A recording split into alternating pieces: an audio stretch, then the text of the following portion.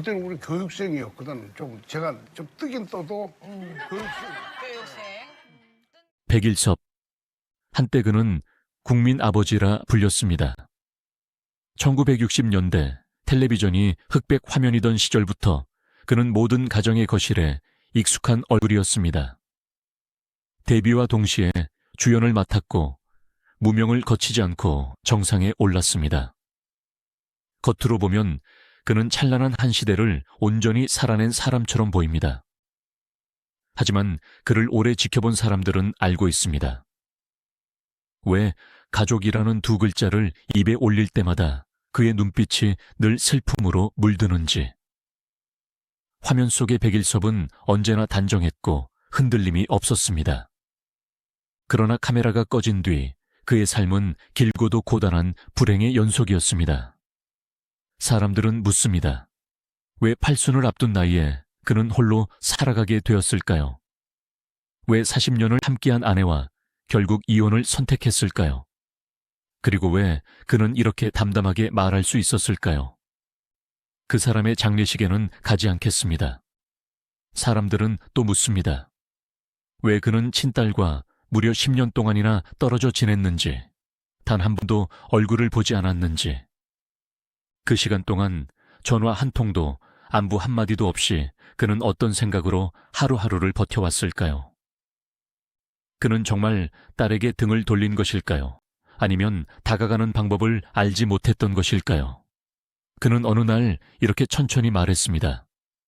나는 4명의 새어머니 밑에서 자랐습니다. 그리고 오랜 침묵 끝에 이렇게 덧붙였습니다. 그래서 내 아이들에게만큼은 같은 상처를 주고 싶지 않았습니다. 그 한 문장에는 그가 감히 마주하지 못했던 어린 시절의 기억과 아버지가 된다는 것에 대한 두려움이 조용히 담겨 있었습니다. 사람을 쉽게 믿는 성격이었던 그는 가장 가까웠던 친구에게 속아 수십억 원을 잃었습니다. 누구라도 분노했을 상황에서 그는 끝내 추궁하지 않기로 했고 그저 이렇게 말했습니다. 아마 그 사람의 인생도 많이 힘들었을 겁니다. 왜 그는 늘 관계를 지키기 위해 자신이 손해보는 쪽을 선택했을까요? 그러한 선택들이 세월 속에 쌓이며 그의 노년을 어디로 데려왔을까요? 전성기 시절 그가 벌어들였던 막대한 재산은 과연 얼마였을까요? 그리고 지금 그의 곁에 남아있는 것은 무엇일까요? 돈일까요? 명예일까요? 아니면 그 누구도 대신 짊어질 수 없는 후회와 아쉬움일까요? 오늘 우리는 성공을 이야기하지 않으려 합니다. 화려한 영광도 뜨거운 박수도 잠시 내려놓고 상처 속에서 자라난 한 아이와 평생을 인내와 신뢰로 살아온 한 남자의 길을 조용히 따라가 보려 합니다. 이 이야기는 한 배우의 필모그래피가 아니라 너무 많은 것을 견뎌낸 한 인간의 삶, 그리고 인생의 끝자락에 이르러서야 비로소 자신을 돌아보게 된 이야기입니다. 그는 과연 후회했을까요? 아니면 모든 것을 자신의 운명으로 받아들였을까요? 백일섭은 1944년 전라남도 여수에서 태어났다. 바닷바람이 거칠고 삶의 결이 단단하던 그 시절의 여수는 넉넉하지 않았지만 사람 냄새가 짙은 동네였다. 그의 아버지 백는 일본과 한국을 오가며 무역업에 종사하던 사람이었다. 한 집안의 가장이었지만 집에 머무는 시간보다 집을 비우는 시간이 훨씬 많았다. 일본으로 한 번 떠나면 2달, 길게는 3달씩 소식이 끊겼고 집 안에서는 늘 아버지는 사업 때문에 어쩔 수 없다는 말이 반복되었다. 그러나 어린 백일섭에게 아버지는 바쁜 사람이기보다 늘 곁에 없는 사람이었다. 어머니 김말아는 전업주부였다. 성격은 조용했고 감정을 밖으로 드러내지 않는 사람이었다. 집안의 균형을 지키기 위해 말수를 줄이고 참고 또 참았다. 아이 앞에서는 웃으려 했지만 그 미소 뒤에는 오래 쌓인 피로와 체념이 숨어 있었다. 아버지의 외도는 이미 동네에서도 소문이 날 만큼 반복되고 있었다. 밤늦게 들려오는 낮은 언쟁, 방문 너머로 새어나오던 숨죽인 울음, 그리고 다음날 아침이면 아무 일도 없었다는 듯 차려지는 밥상. 백일섭은 그 모든 장면을 또렷이 기억하지는 못하지만 집 안에 감도던 불안과 긴장은 어린 몸에 그대로 새겨졌다. 그 균열은 결국 그가 9살이 되던 해 돌이킬 수 없는 형태로 드러났다. 어느 날 밖에서 놀다 집에 돌아온 백일섭은 낯선 풍경을 마주했다. 어머니의 짐이 정리되어 있었고 집안은 이상하리만큼 조용했다. 어머니는 아이를 불러 앉히고 눈을 맞춘 채 짧게 말했다. 일섭아, 엄마 간다. 그 말이 이별이라는 것을 아이는 이해하지 못했다. 곧 다시 돌아올 거라 믿었던 그는 아무 생각 없이 대답했다. 응, 잘 가. 그것이 어머니와 나눈 마지막 대화였다. 골목 끝으로 사라지는 어머니의 뒷모습은 오래도록 그의 기억 속에 남았다. 어머니는 다시 돌아오지 않았다. 어머니가 떠난 뒤 집은 빠르게 낯선 공간으로 변했다. 얼마 지나지 않아 아버지는 새어머니를 들였다. 첫 번째 새어머니는 냉정했고 아이에게 마음을 주지 않았다. 밥상에서 숟가락을 드는 타이밍 하나에도 눈치를 봐야 했고 말 한마디 없이 구석에 앉아있는 날이 많았다. 혼이 나도 이유를 묻지 않았다. 그저 고개를 숙이는 것이 가장 안전한 선택이라는 것을 그는 금세 배웠다. 하지만 그 새어머니도 오래 머물지 않았다. 다시 다른 여자가 들어왔고 그 뒤로 또 한 번 더 바뀌었다. 그의 어린 시절에는 늘 엄마가 있었지만 그 얼굴은 계속 달라졌다. 친어머니 1명과 3명의 새어머니. 그는 4명의 어머니를 경험하며 자라났다. 아버지는 여전히 집을 비웠다. 일본으로 떠난 날이면 집 안의 공기는 더욱 차가워졌다. 밤이 되면 백일섭은 방문을 닫고 이불 속에 숨어 있었다. 누군가에게 기대어 잠드는 법을 배우지 못한 아이는 혼자서 하루를 마무리하는 법부터 익혔다. 학교에서는 눈에 띄지 않는 아이였다.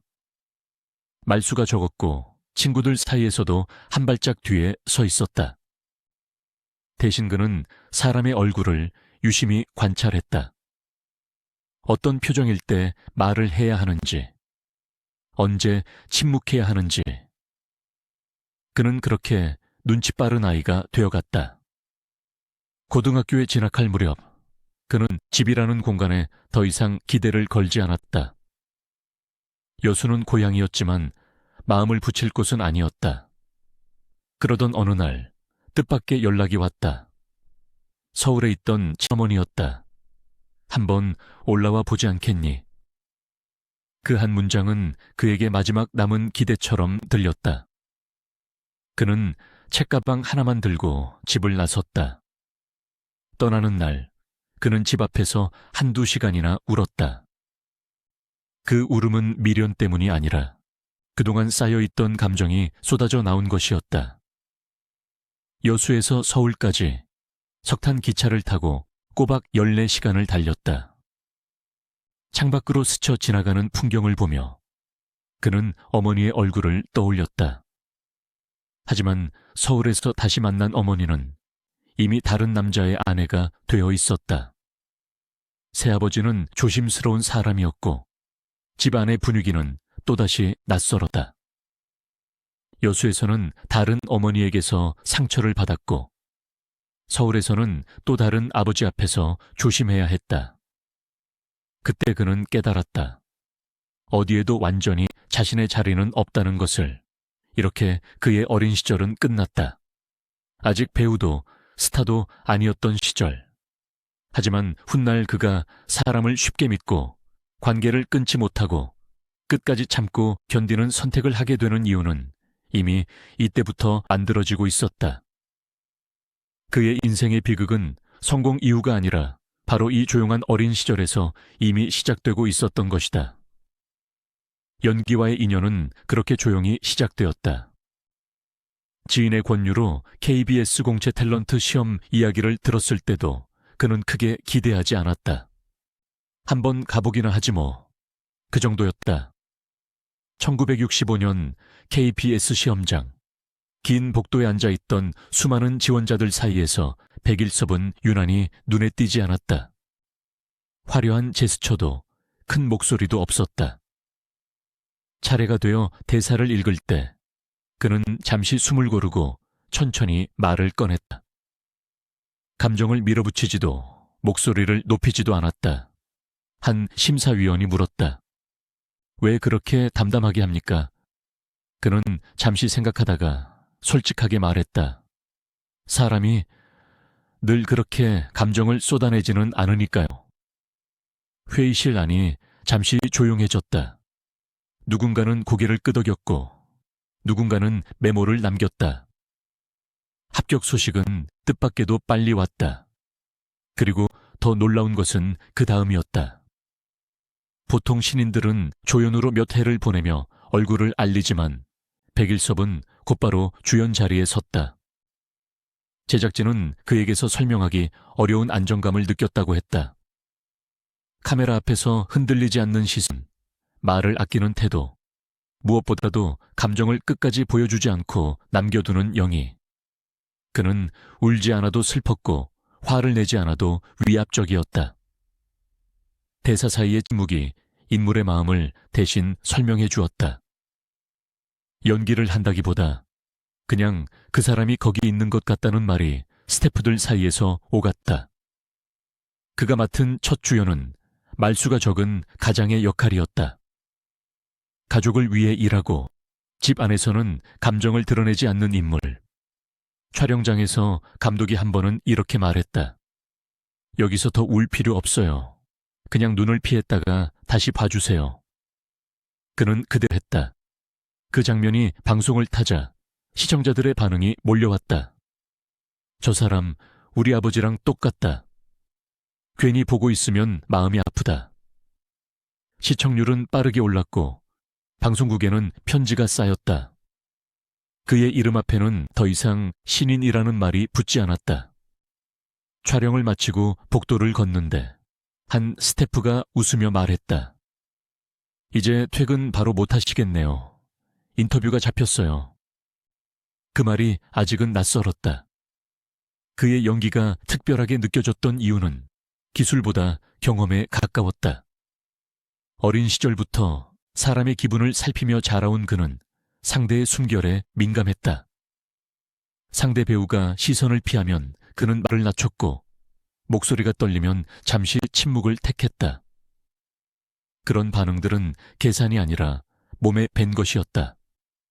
그는 나중에 이렇게 말했다. 연기할 때는 그 사람이 왜 그렇게 말했을지를 먼저 생각했어요. 그 단순한 질문이 그의 연기를 남들과 갈라놓았다. 인기는 곧 상징이 되었다. 그는 짧은 시간 안에 국민 아버지라는 얼굴로 자리 잡았다. 거리에서 아이들이 그를 보고 아빠라고 부르기도 했다. 그럴 때마다 그는 웃으며 손을 흔들었지만 마음 한쪽이 묘하게 저렸다. 자신이 실제로는 잘 알지 못한 역할을 화면 속에서 너무 잘 살고 있다는 생각이 들었기 때문이다. 그 무렵 방송국에 이상한 전화가 걸려왔다. 문공부를 거쳐 청와대에서 연락이 왔다는 소식이었다. 이유는 설명되지 않았다. 간부가 반쯤 농담처럼 말했다. 청와대에 뭐 잘못한 거요 없지. 그는 고개를 저었다. 며칠 뒤 드라마 녹화 도중 다시 전화가 왔다. 이번에는 청와대 비서관이라는 사람이었다. 백일섭 씨, 오늘 오후 2시까지 현관으로 나와 주십시오. 지금 촬영 중인데요. 수화기 너머에서 웃음 섞인 목소리가 돌아왔다. 나오시는 게 좋겠습니다. 그는 선택할 수 없었다. 급히 양복으로 갈아입고 방송국 현관으로 나가자 지프 한 대가 서 있었다. 목적지는 말해주지 않았다. 차가 청와대를 향해 달리는 동안 그는 창밖만 바라보았다. 왜 불려가는지 알 수 없다는 사실이 오히려 더 긴장되었다. 청와대에 도착해 안내를 받아 들어간 식당에서 그는 대통령 내외와 마주했다. 텔레비전 속에서만 보던 인물이 손을 내밀자 그는 본능적으로 두 손을 모아 악수했다. 손바닥에는 식은땀이 맺혀 있었다. 초대의 이유는 단순했다. 당시 대통령 아들 박지만이 그가 출연한 드라마를 즐겨보고 있었던 것이다. 가족이 함께 보는 화면 속에서 그의 얼굴은 자연스럽게 기억에 남았다. 그래서 불려왔다. 설명은 없었고 질문도 많지 않았다. 유경수 여사가 미소를 지으며 말했다. 우리는 보통 국수를 먹는데 오늘은 특별히 준비했어요. 스테이크 접시 앞에서 그는 천천히 포크를 들었다. 음식의 맛보다도 자신이 어디까지 와 있는지를 처음으로 실감하던 순간이었다. 그날 이후 그는 분명히 정상에 서 있었다. 무명은 없었고 상승은 너무 빨랐다. 빛은 눈부셨지만 그만큼 그림자도 짙었다. 그는 여전히 사람을 믿었고 관계를 소중히 여겼다. 그 믿음이 훗날 어떤 대가로 돌아올지는 그때 그는 아직 알지 못했다. 그 여자의 이름은 최미영이었다. 중앙대학교 가정과를 졸업한 뒤 평범한 삶의 궤도를 걷고 있던 사람이었다. 연예계와는 아무런 인연이 없었고 화려함보다는 안정과 질서를 중요하게 여기는 성격이었다. 그녀의 아버지는 회사원이었고 평생을 성실함으로 살아온 사람이었다. 어머니는 집에서 가정을 돌보며 전통적인 가치관 속에서 자녀들을 키웠다. 말수가 많지 않았고 상대의 말을 끝까지 듣는 쪽에 가까운 사람이었다. 훗날 누군가 그녀를 두고 연예인의 아내라기보다는 연예인을 견뎌낸 사람이라고 말했을 때 그 표현은 꽤 정확했다. 두 사람이 처음 만난 것은 백일섭이 30 중반에 접어들 무렵이었다. 당시 그는 이미 이름이 널리 알려진 배우였다. 거리에서는 사람들이 먼저 알아봤고 술자리에 가면 늘 중심에 서 있었다. 건강한 체격, 거친 인상, 그리고 말수는 적지만 존재감이 강한 남자. 1960에서 70년대를 대표하던 상남자 이미지 그대로였다. 그러나 그 화려한 외피와 달리 그의 일상은 단순했다. 촬영이 끝나면 술자리가 이어졌고 다음 날이면 아무 일도 없었다는 듯 다시 현장에 섰다. 그는 스스로를 이렇게 표현하곤 했다. 그때는 그냥 하루하루 사는 거였어요. 최미영을 처음 만난 자리도 특별할 것은 없었다. 지인의 소개로 이어진 식사 자리였다. 조용한 식당, 낮은 조명, 격식을 차리지 않은 자리. 그는 처음부터 말을 많이 하지 않았다. 질문을 받으면 짧게 대답했고 불필요한 설명은 하지 않았다. 대신 상대를 가만히 바라보는 시간이 길었다. 최미영은 그런 시선이 부담스럽기보다는 이상하게도 솔직하게 느껴졌다고 회상했다. 꾸미지 않고 자신을 설명하려 애쓰지 않는 태도. 연예인에게서 흔히 기대하는 화려함은 없었다. 그날 자리에서 백일섭은 거의 술을 마시지 않았다. 대신 물을 천천히 마시며 상대의 말을 들었다. 최미영이 학교 이야기와 가족 이야기를 꺼내자 그는 고개를 끄덕이며 짧게 말했다. 그런 집에서 자라셨군요. 그 한마디에는 평가도 감상도 없었다. 다만 이해하려는 태도만 남아있었다. 그 태도가 최미영의 마음에 오래 남았다. 그 무렵의 백일섭은 이미 많은 것을 경험한 사람이었다. 젊은 시절 수많은 만남을 거쳤고 스스로도 이렇게 말한 적이 있다. 총각 때는 여자에 대해서 여한이 없을 정도로 다 만나봤어요. 그래서인지 그는 누군가에게 잘 보이려 애쓰지 않았다. 연락을 자주 하지도 않았고 감정을 앞세우지도 않았다. 대신 약속을 지켰고 말한 것은 지켰다. 늦지 않았고 변명하지 않았다. 채미영은 그 점에서 묘한 신뢰를 느꼈다. 화려하지 않지만 흔들리지 않는 사람이라는 인상. 연애는 조용히 이어졌다. 데이트라고 해봐야 식사와 산책 정도였다. 그는 자신의 일에 대해 길게 말하지 않았고 촬영장의 이야기를 늘어놓지 않았다. 다만 가끔 이런 말을 했다. 나는 집에 가면 말이 없어져요. 그 말은 경고처럼 들렸을지도 모른다. 하지만 채미영은 그 말을 그대로 받아들였다. 고쳐보겠다는 약속도 달라지겠다는 말도 하지 않는 남자. 있는 그대로를 내보이는 태도는 오히려 솔직하게 느껴졌다. 당시 백일섭의 위치는 확고했다. 광고가 끊이지 않았고 작품 제안도 이어졌다. 우루사 광고를 장기간 맡으며 건강한 남자의 상징처럼 여겨지던 시기였다. 주변에서는 그에게 아직도 자유롭게 살 수 있는 선택지가 많다고 말했다. 하지만 그는 이미 방향을 바꾸고 있었다. 술자리는 줄지 않았지만 마음은 이전과 달랐다. 누군가와 더 이상 떠돌고 싶지 않다는 생각이 조용히 자리 잡고 있었다. 결혼을 결심했을 때 그는 36이었다. 늦은 선택이었다. 채미영의 집안에서는 반대가 컸다. 연예인이라는 직업, 잦은 스캔들, 불안정한 생활. 그러나 그는 변명하지 않았다. 반대를 설득하려 듣지도 않았다. 다만 한 가지를 분명히 했다.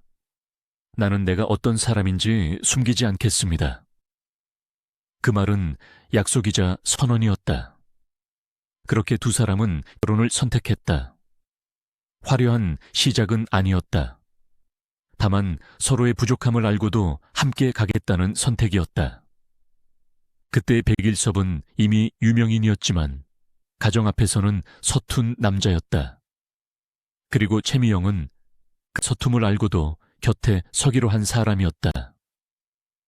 이 만남이 훗날 어떤 결말로 이어질지는 그들 자신도 아직 알지 못하던 시절의 이야기였다.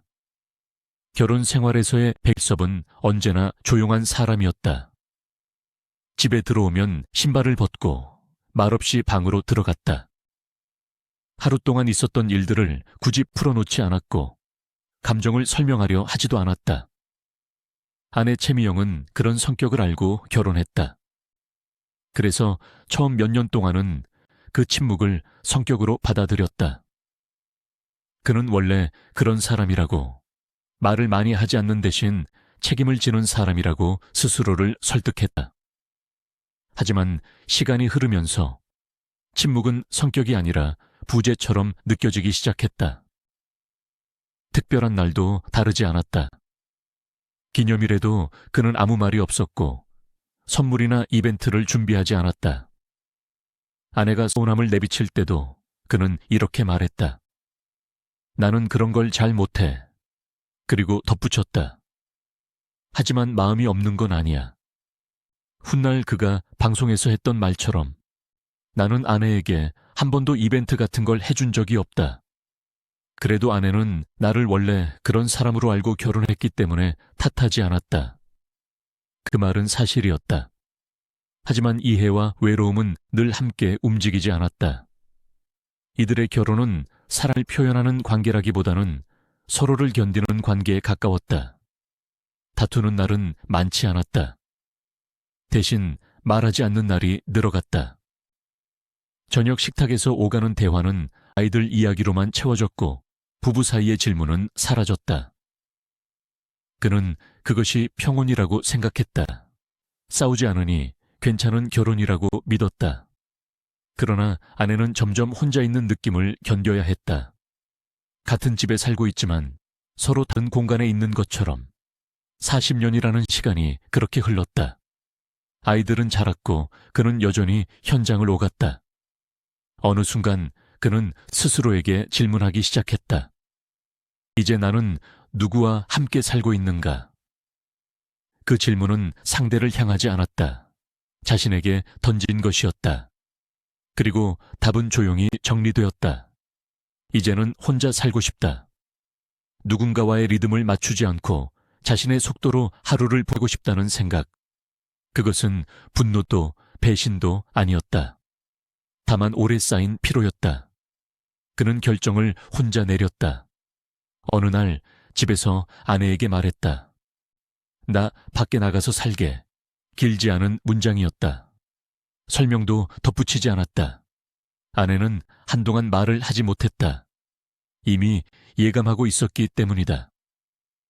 이 결정이 충분히 상의된 선택이었는지는 중요하지 않았다. 백일섭은 평생 중요한 결정을 혼자 내려온 사람이었다. 이번도 예외는 아니었다. 그는 짐을 챙겨 집을 나섰고 그 선택은 곧 결혼이라는 이름으로 불리게 되었다. 법적인 이혼이 아닌 삶의 분리. 함께 살지 않기로 한 결혼의 종료였다. 문제는 그 다음이었다. 그의 선택은 딸에게 큰 상처를 남겼다. 딸은 아버지의 결정을 받아들이지 못했다. 집을 떠난 날, 딸은 아버지에게 말했다.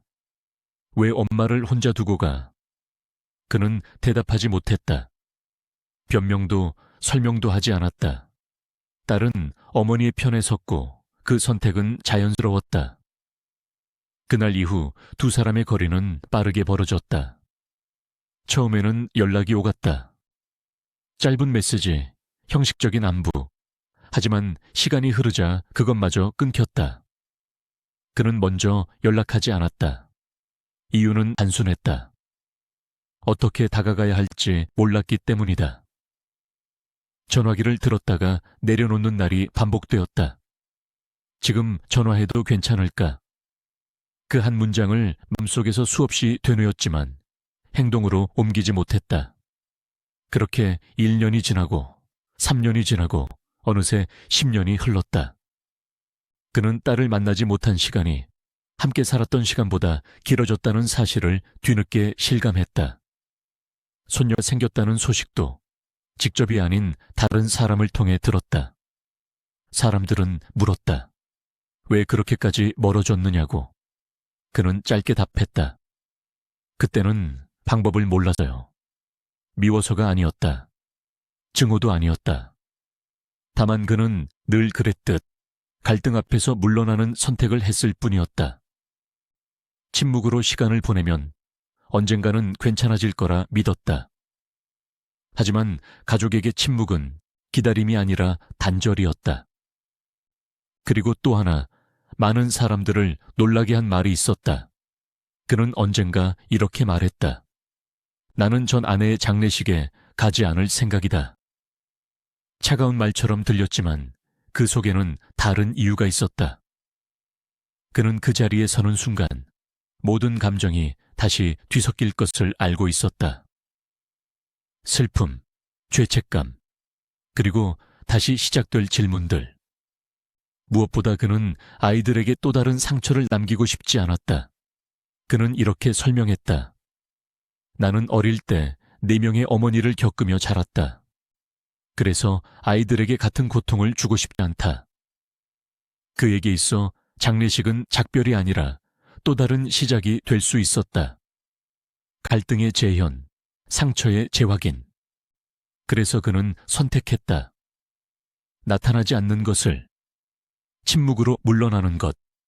그것이 자신이 할 수 있는 마지막 배려라고 믿었다. 백일섭은 평생 말을 아끼며 살아왔다. 사랑을 말로 표현하지 않았고 관계를 붙잡기 위해 애쓰지 않았다.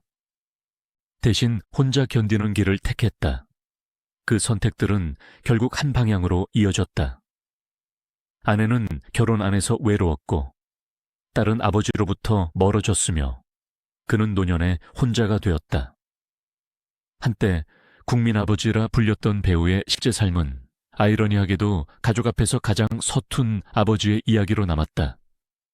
그리고 그 모든 비극의 중심에는 언제나 말하지 않았던 선택들이 조용히 놓여 있었다. 백일섭은 늘 사람을 쉽게 믿는 쪽이었다. 현장에서든 술자리에서든 그는 먼저 의심하기보다 상대의 말을 그대로 받아들이는 사람이었다. 연기를 하면서도 그는 상대 배우를 믿고 맡겼고 그 태도는 자연스럽게 삶으로 이어졌다. 사람은 결국 사람으로 대해야지. 그가 자주 하던 말이었다.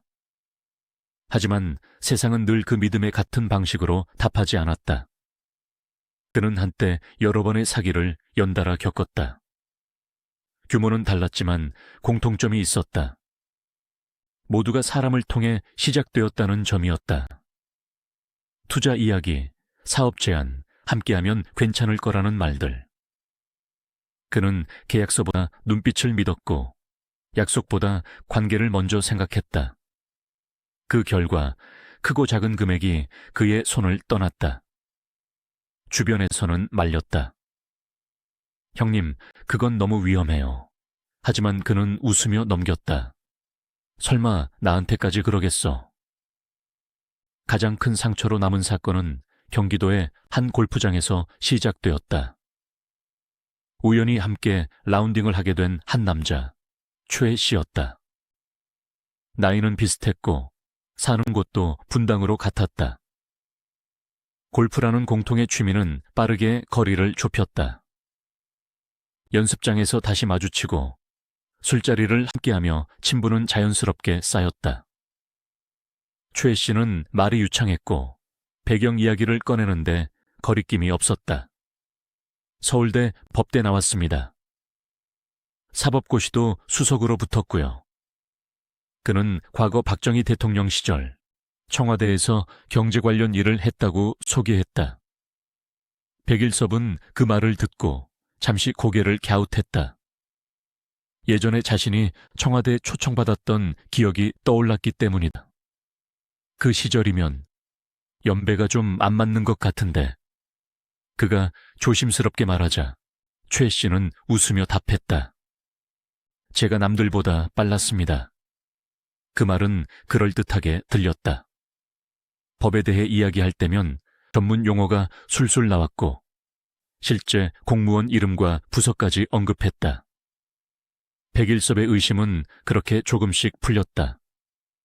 최 씨는 자신이 현재 유명 법무빈의 고문 변호사라고 했다. 그리고 자연스럽게 투자 이야기를 꺼냈다.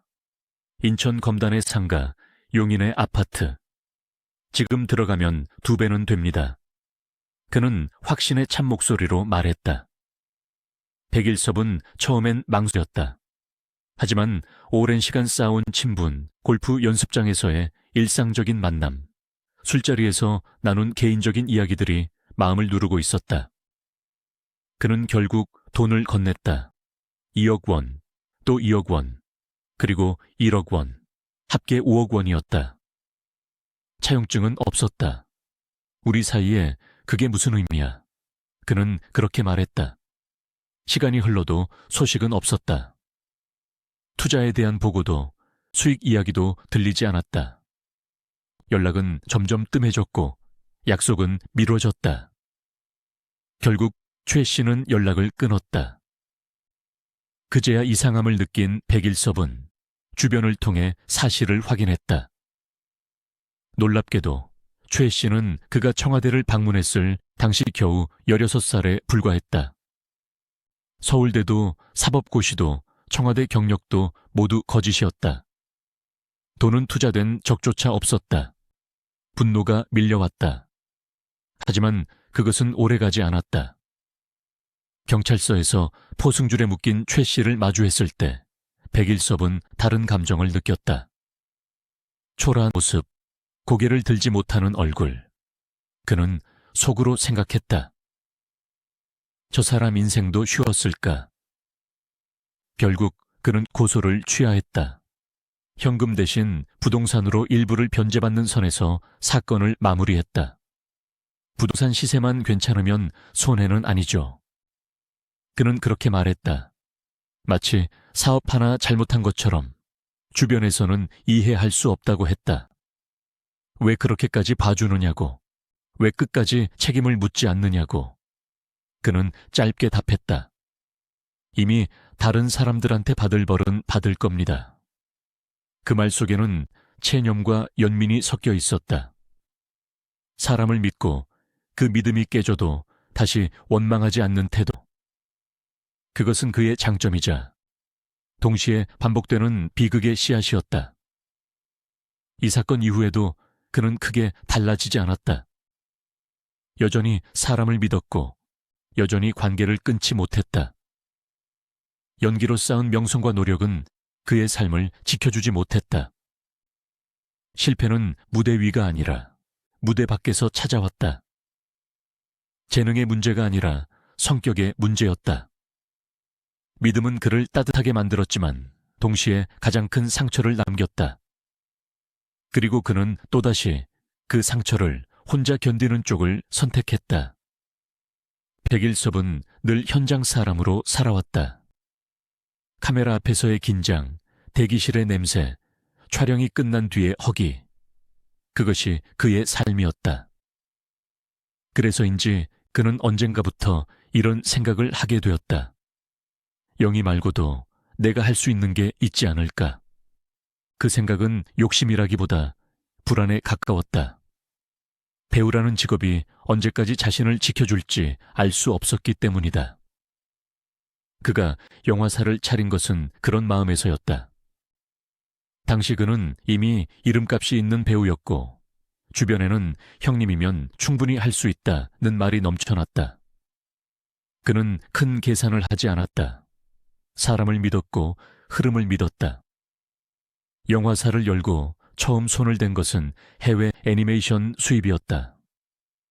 일본 대중문화가 아직 공식적으로 자유롭지 않던 시절, 그는 일본 애니메이션을 들여와 국내에 소개하는 일을 시도했다.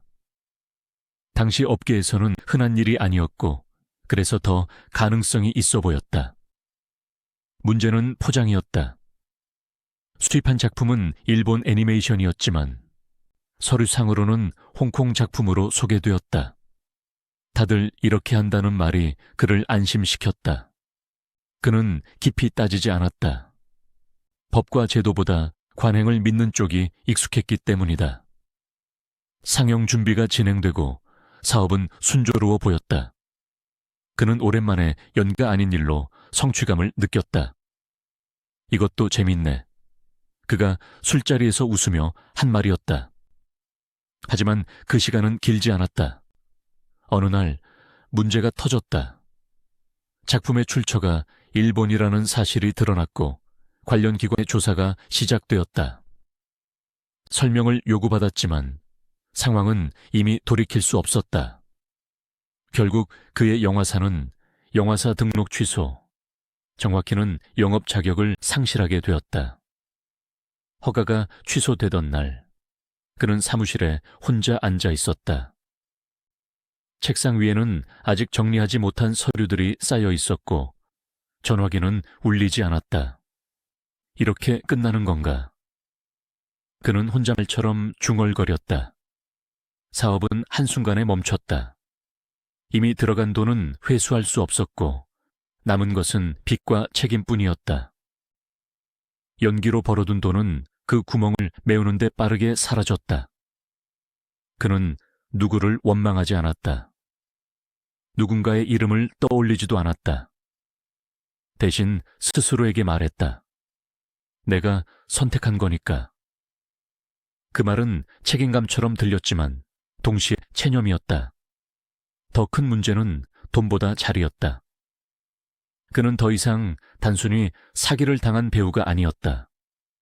업계에서는 그를 두고 사업에 실패한 사람이라는 시선이 생겨났다. 제안은 줄었고 전화는 뜸해졌다. 예전에는 자연스럽게 드나들던 자리에서 그는 점점 불려가지 않았다. 그는 그 변화를 가장 먼저 감지했다. 사람의 표정, 말투의 미묘한 변화에 익숙한 사람이었기 때문이다. 촬영장이 줄어들자 집에 있는 시간이 늘었다.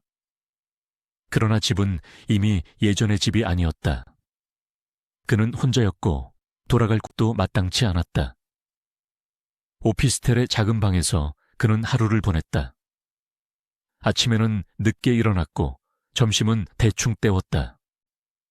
술은 여전히 곁에 있었다. 다만 축하의 술이 아니라 시간을 보내기 위한 술이 되었다. 하루가 너무 길다. 그는 그렇게 말했다. 연기를 완전히 놓은 것은 아니었다. 하지만 예전처럼 선택할 수 있는 입장은 아니었다. 들어오는 제안을 감사히 받아야 했고 역할의 크기를 따질 수 없었다. 그는 그 사실을 담담히 받아들였다. 위에서 내려오는 건 순식간이더라. 그의 말에는 억울함보다 이미 익숙해진 체념이 묻어 있었다.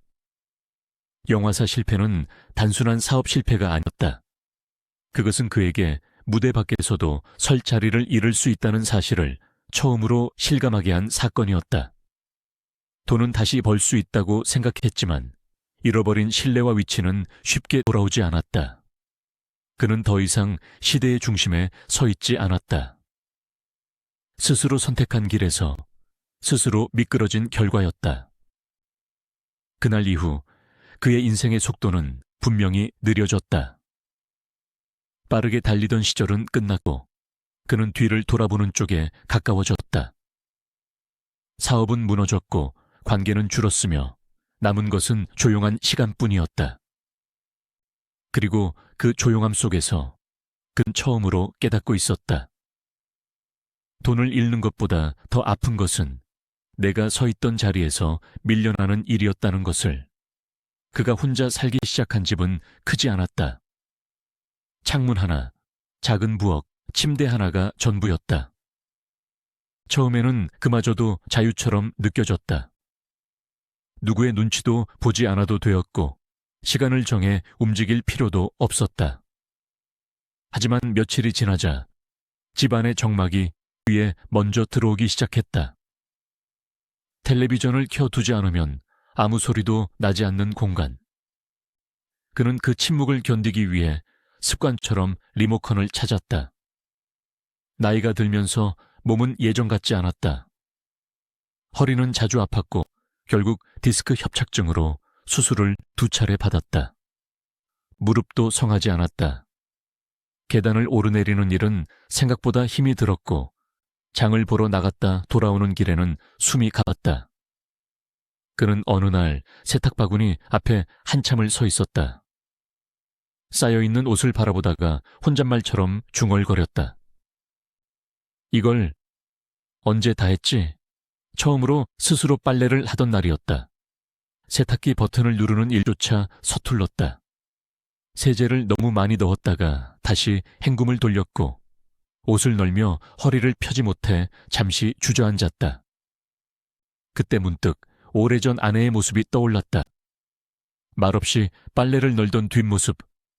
그가 한 번도 오래 바라본 적 없던 장면이었다. 그땐 왜 몰랐을까? 그는 조용히 말했다. 밥도 마찬가지였다. 혼자 먹는 식사는 생각보다 번거로웠다.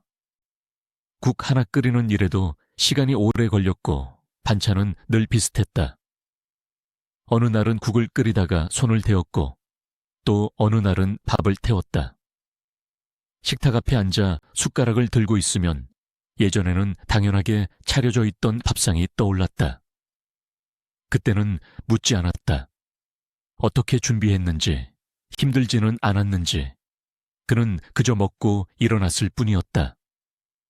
청소를 하다 말고 허리를 붙잡고 숨을 고르던 날, 그는 처음으로 이런 생각을 했다.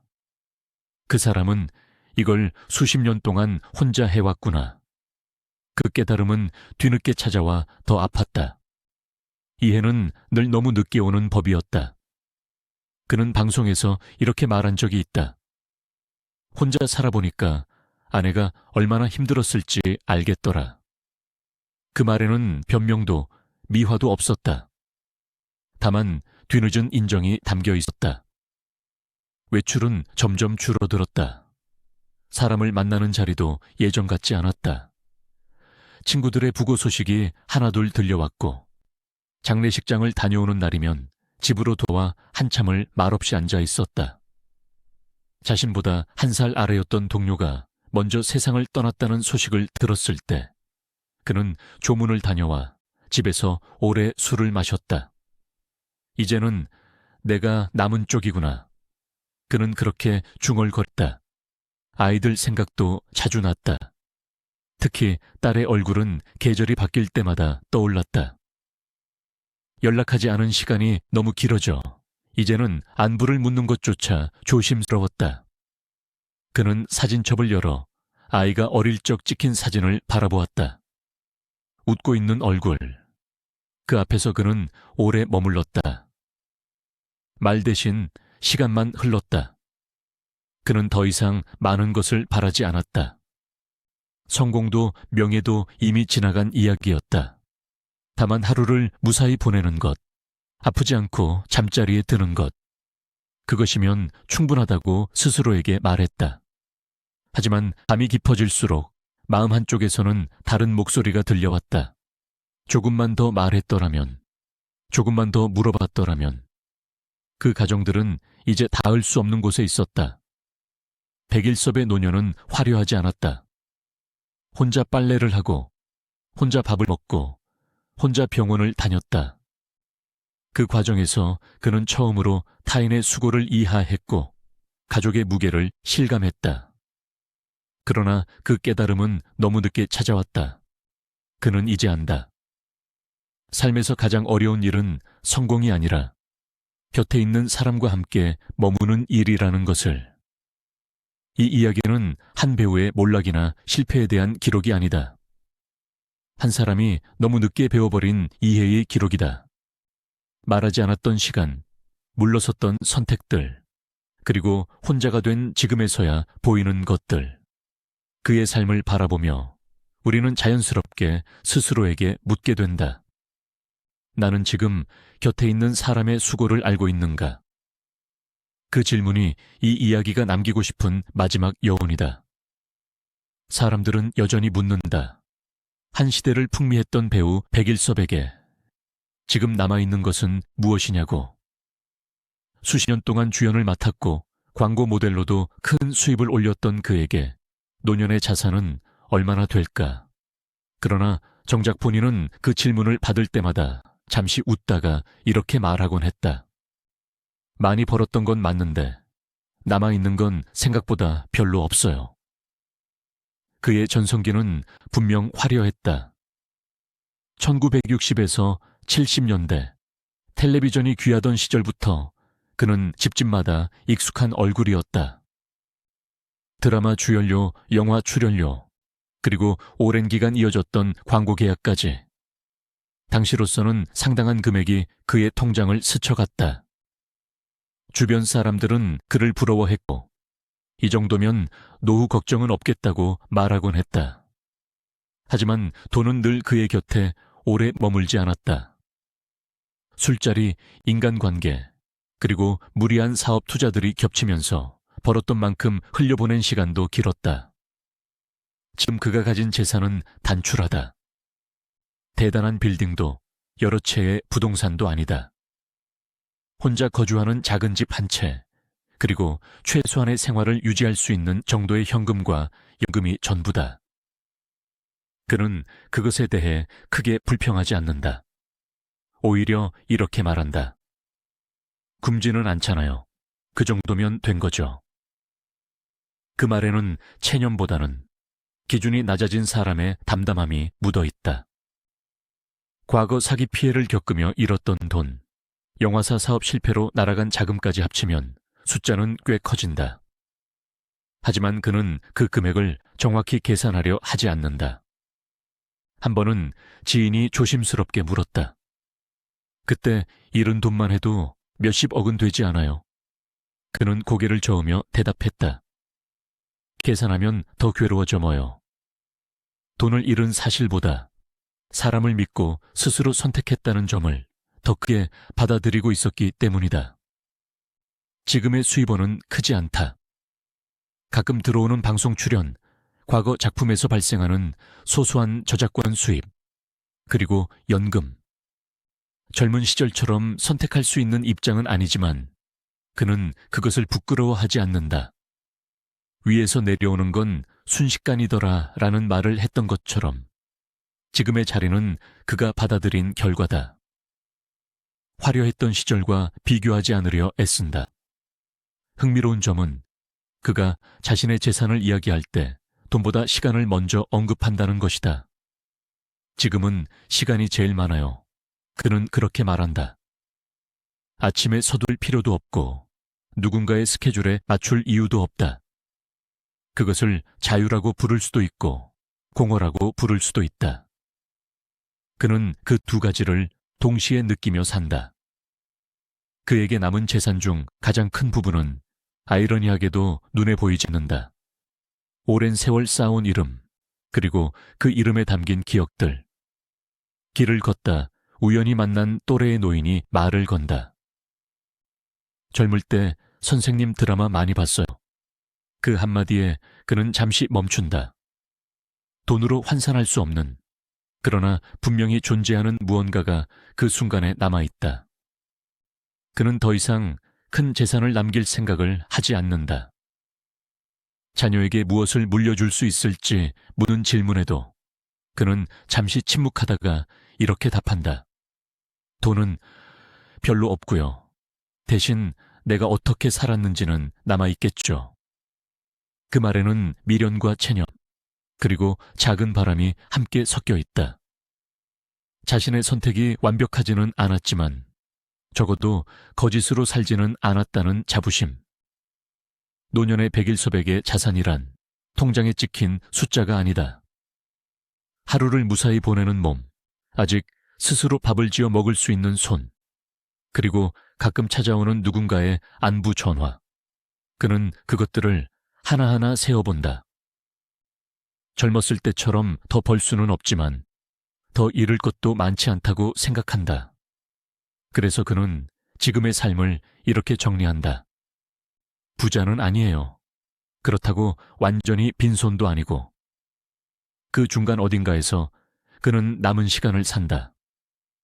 화려했던 과거를 자랑하지도 실패를 과장하지도 않은 채 이 부분에서 그의 인생은 비로소 숫자가 아닌 이야기로 남는다. 그리고 그 이야기가 지금 이 순간에도 누군가에게는 자신의 삶을 돌아보게 만드는 재산이 되고 있다. 지금의 백일섭에게 가족은 여전히 가장 조심스러운 주제다. 누군가가 먼저 묻지 않으면 그는 먼저 꺼내지 않는다. 말 한마디가 또 다른 오해를 만들 수 있다는 것을 그는 이미 여러 번 겪어봤기 때문이다. 그래서 그는 늘 한 박자 늦게 대답한다. 질문이 끝나고 잠시 숨을 고른 뒤에야 입을 연다. 아들과의 관계는 비교적 담담하다. 자주 보지는 못하지만 연락은 이어진다. 안부를 묻는 전화, 명절 즈음의 짧은 통화. 길지 않은 대화지만 끊기지 않았다는 사실만으로도 그는 안도한다. 어느 날 아들이 이렇게 말한 적이 있다. 아버지, 너무 무리하지 마세요. 그 한 문장이 그에게는 오래 남았다. 걱정이 섞인 말투 속에서 여전히 아버지로 불리고 있다는 사실을 느꼈기 때문이다. 그는 그때 짧게 답했다. 그래, 알겠다. 예전 같으면 아무 말도 하지 않았을 상황이었지만 이제는 그 한마디라도 놓치지 않으려 애쓴다. 딸 이야기가 나오면 그의 표정은 달라진다. 말수가 줄고 시선이 아래로 향한다.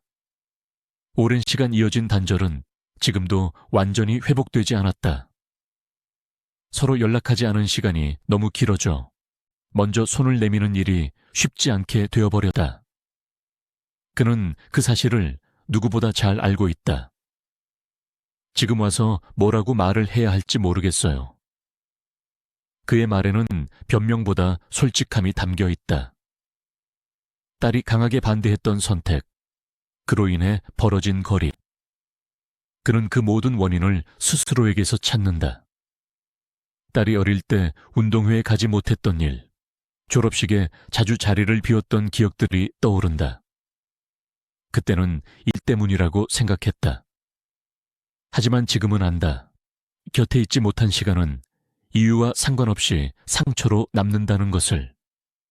그는 혼자 있을 때면 사진첩을 열어 딸의 어린 시절 사진을 바라본다. 웃고 있는 얼굴 앞에서 그는 오래 멈춘다. 손녀 이야기를 할 때는 말이 더 조심스러워진다. 직접 본 적이 거의 없기 때문이다. 다른 사람을 통해 전해 들은 성장 이야기, 사진 몇 장이 전부다. 그는 그 사실을 부끄러워하지는 않지만 아프지 않다고 말하지도 않는다. 보고 싶죠. 그는 짧게 말한다. 그리고 더 이상 말을 잇지 않는다. 전 아내와의 관계는 이제는 감정이 거의 남아있지 않은 상태에 가깝다. 다툼도 원망도 없다. 대신 긴 시간이 만들어낸 거리만이 남아있다. 그는 그녀를 나쁜 사람으로 기억하지 않는다. 오히려 이렇게 말한다. 나하고 사느라 많이 힘들었을 거예요. 그 말에는 뒤늦은 인정이 담겨 있다. 예전에는 하지 못했던 말이다. 가족과의 관계를 돌아보며 그는 자주 스스로에게 묻는다. 그때 조금만 더 말했더라면 어땠을까? 하지만 그는 과거를 바꾸려 하지 않는다. 바꿀 수 없다는 것을 알기 때문이다. 대신 지금의 거리를 인정한다. 그리고 그 안에 갈 수 있는 최소한의 선택을 고민한다. 무리하게 다가가지 않는 것. 그러나 완전히 등을 돌리지도 않는 것. 그 중간에서 그는 균형을 찾으려 한다. 가끔 전화벨이 울리면 그는 예전보다 빠르게 받는다. 혹시라도 가족일지 모른다는 생각 때문이다. 전에는 귀찮음이 앞섰다면 지금은 놓치지 않으려는 마음이 먼저다. 그 작은 변화가 그의 현재를 말해준다. 백일섭의 가족관계는 완전히 회복되었다고 말할 수는 없다. 하지만 완전히 끝났다고도 말할 수 없다. 침묵 속에 남아있는 여지, 언젠가는 건널 수 있을지도 모를 다리. 그는 그 가능성을 부정하지 않는다. 다만 서두르지 않을 뿐이다.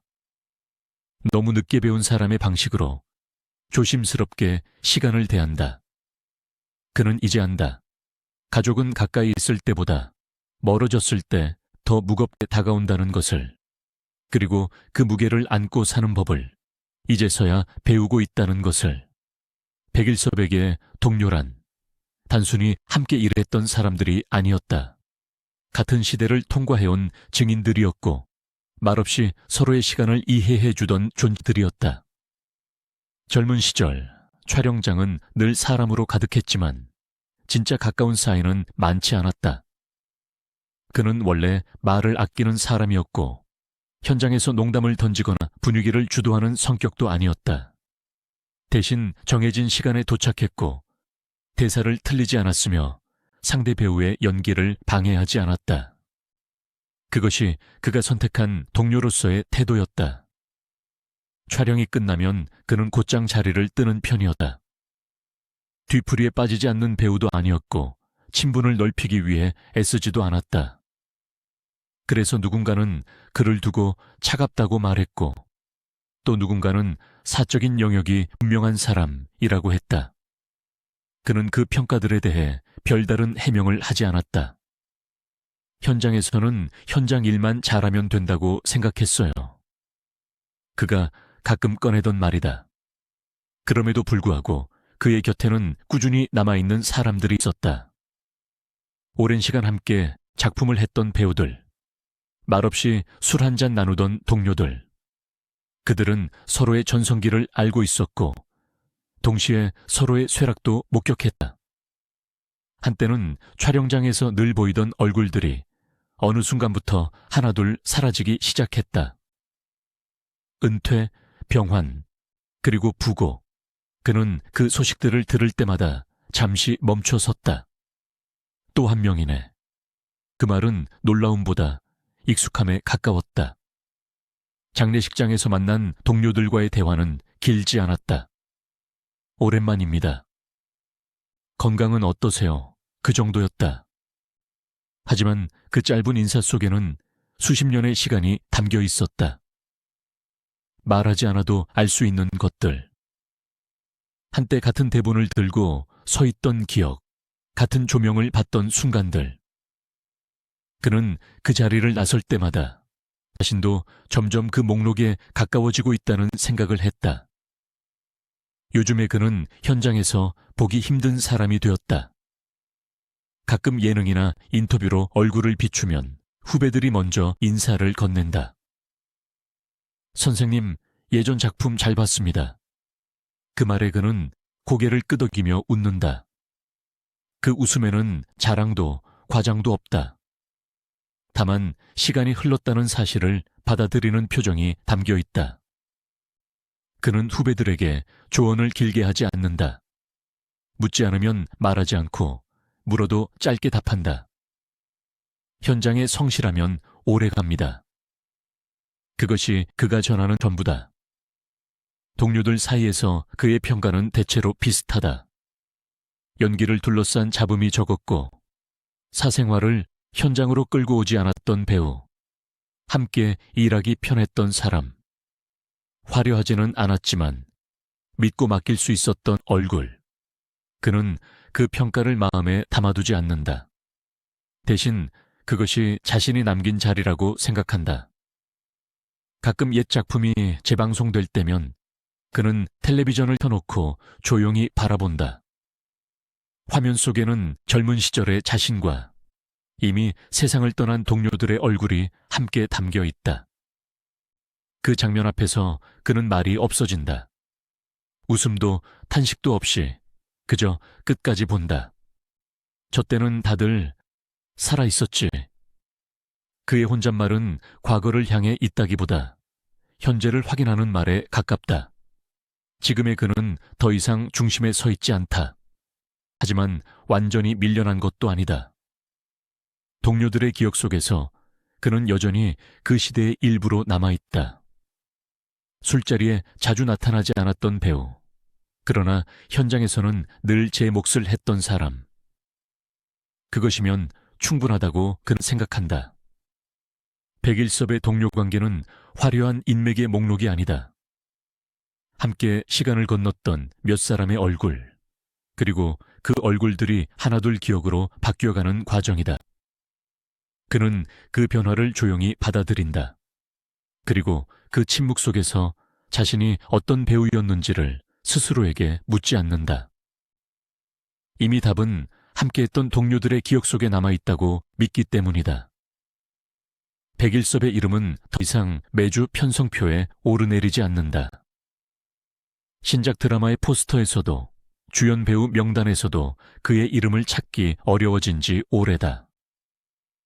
그러나 그의 이름이 완전히 사라졌다고 말할 수는 없다. 그는 한때 분명히 한 시대의 얼굴이었고 그 흔적은 아직도 여러 곳에 남아있다.